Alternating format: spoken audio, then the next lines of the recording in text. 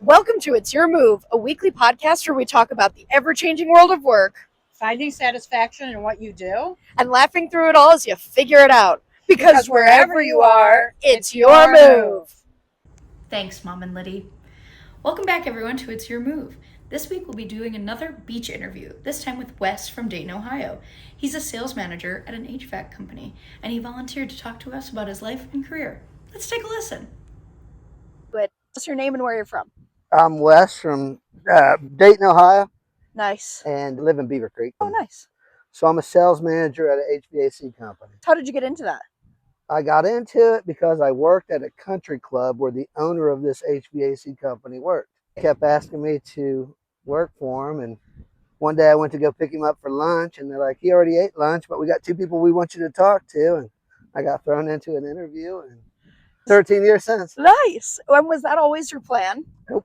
What was the plan before? I mean, I was in sales prior, but Yeah. now until this guy asked me to work for him, and I ended up doing it. So. Nice. Awesome. And you've been at the same company, you said 13 years? Correct. Nice. And do you work remote? Do you go in No, person? I work in the office. Okay, nice. Is it like a Monday to Friday kind of Pretty thing? much, yes. So tell us about the job of a sales manager. Really what we are trying to educate the youth of today on is a lot of kids are going to school for these jobs that they're like, I'm going to be an engineer. I'm going to be a whatever, insert career here.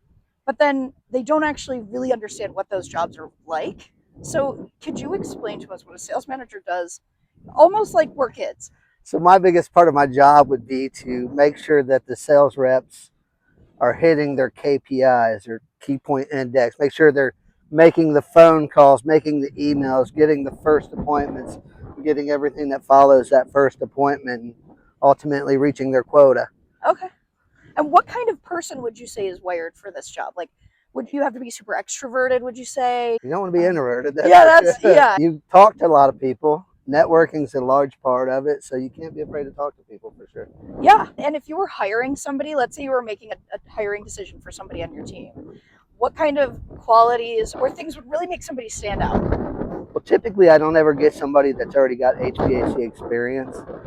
Honestly, somebody that's not afraid to call. I mean, everybody can say that they want to call, but cold calling is one of the more difficult things to do in the world. And when I say cold call, I mean an actual cold phone call, a cold email, or dropping. When they tell me they're stuck, I'm like, well, have you tried just like cold emailing them? And they're like, no. And I'm like, well, I'm telling you right now today, that's what's going to Give it a crack. Yes. Figure it out. Yeah. And I think that like we talk about this a lot of right now we're almost in we feel like a kind of culture of comfort that people it's like going to the grocery store and not wanting to go to somebody at the checkout, so you go to the self-checkout instead. But having to kind of push yourself outside your comfort zone to do those things is, I think, really what's going to set you apart in any field they're going into, but specifically sales, because that's what people are looking for in a salesperson. And the last two people I offered a job to, both wanted to work from home.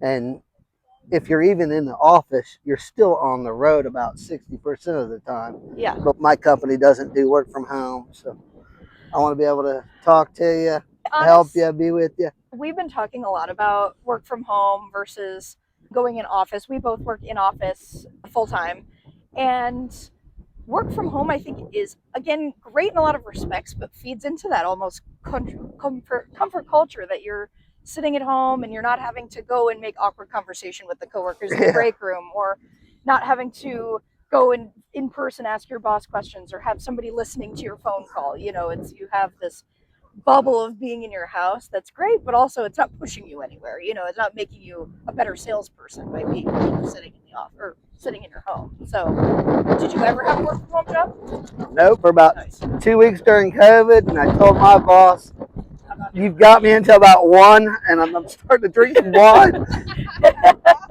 So if you want me 100%, I got to be in the office. Yes. Yeah, that's how we were too. And I think that a lot of people are looking for more flexibility with their work. And I know you mentioned something about travel or being on the road in sales. Yeah. Is that pretty common in sales? Yes. Okay. And I think the good thing about that is if you got a 2 o'clock doctor's appointment, you just do your appointment, get back at it.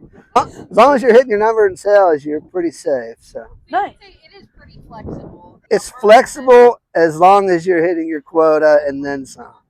So would you say you'd have to be a very like kind of self-driven person to do it? I believe so. Okay. Because that's a big part of a lot of the people that we work with currently are more like you tell me to do something and I can do it, but not necessarily that they're going to take the initiative to go out and find more business or find it themselves. So, you know, They've got to be motivated to gotta get be. out there yeah. and network, make friends, call, knock on doors. Yeah. And we talk a lot about, transparency. You do not have to tell us how much money you make, but is this a very lucrative position that you're in? It's all right. I mean, Nice. Okay, good. Enough to go on vacation during spring break to St. Pete, right? although I don't have my kids with me, they're not happy right now, but Yeah. We'll go into sales when they get home. Yeah, I've got 50-50 exactly. custody. This is not my weekend, so I Yeah. flew out real quick with a buddy. Yeah, nice. That's awesome. Yeah. You can do that in your free time. And the reason why we even like talking about this stuff is because we worked at a job where you would work maybe 4 to 10 one day and then maybe 6 to 1:30 the next day, and you wouldn't work a typical weekend. So like the importance of having a normal weekend so that you can go do stuff like this, you know what I mean? So put on that. And Well, I would say in sales, train your customers because otherwise you'll get phone calls nights and weekends. But if you train them correctly, they'll call the appropriate people. nice. Yeah. And we kind of have been closing these because we don't want to take up too much of yours. We've been closing asking if somebody maybe 17, 18, looking to figure out what they wanted to do with their lives, go into this career, maybe not even specifically sales. Do you have any advice? Network. Networking? Network your ass off. Okay. There's so many groups, and I'm sure get involved. What's the best way or one of the ways that you network with people? So there's a lot of luncheon. There's a lot of what they call after hours. There's a lot of breakfast and learns.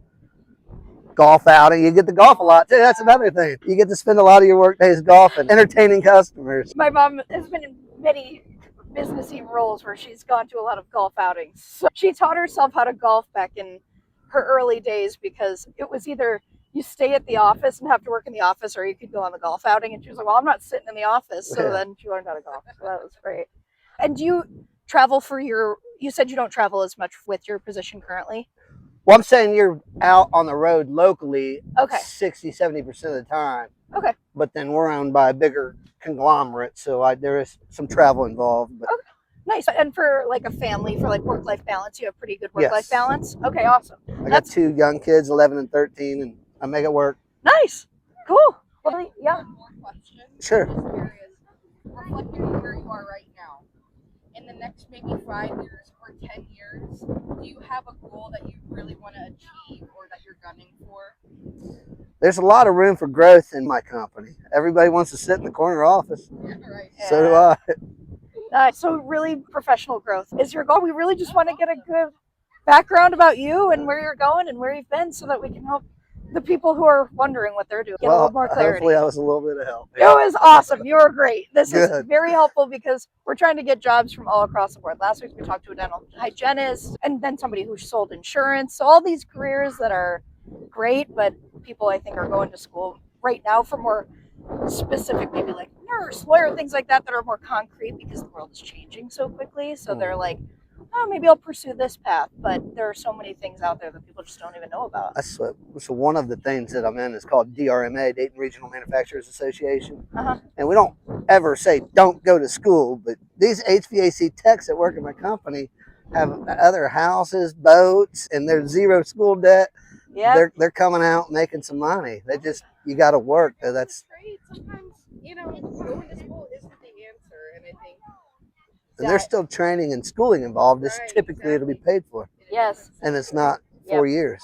We're kind of big proponents of, not that we're anti, just only go to school if it's something that you really need the degree for. Like if you're going to be a doctor, of course, go to school. If you're going to be a lawyer, yes, go to school. But if I work with a lot of students who are entrepreneurship majors, and then they want to start their own business. In my mind, I'm like, you don't really need a degree in entrepreneurship. You just got to start the business and Yeah. kind of go from there. Have a couple of business classes, maybe at a community college, and then figure it out. But Throw an ice machine down the street, do something, you'll learn it. exactly. It's funny you say that. My friend's dad owns a business that they have ice machines on beaches. Put it in the on right them and spot, stuff. you can do good with that. Exactly. So You sales buy is 100 of make them, you can just do that. it. Yeah, exactly. It's like real estate, but with ice machines. Yeah. So yeah. Well, nice chatting with you, Wes. Thank you Yeah, so nice much. chatting with Yes. you. Yeah. Oh, Okay. yeah. There's one more thing that you had to say to people. Okay, this can be like one lesson that you've learned throughout your life.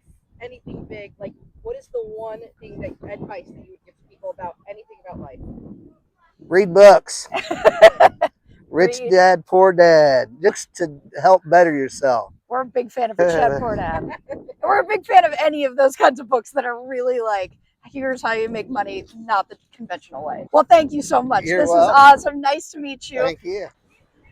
Wow, what a great podcast. Thanks everyone for tuning in. Join us next week. We're going to talk more about the ever-changing world of work because wherever you are, it's your move.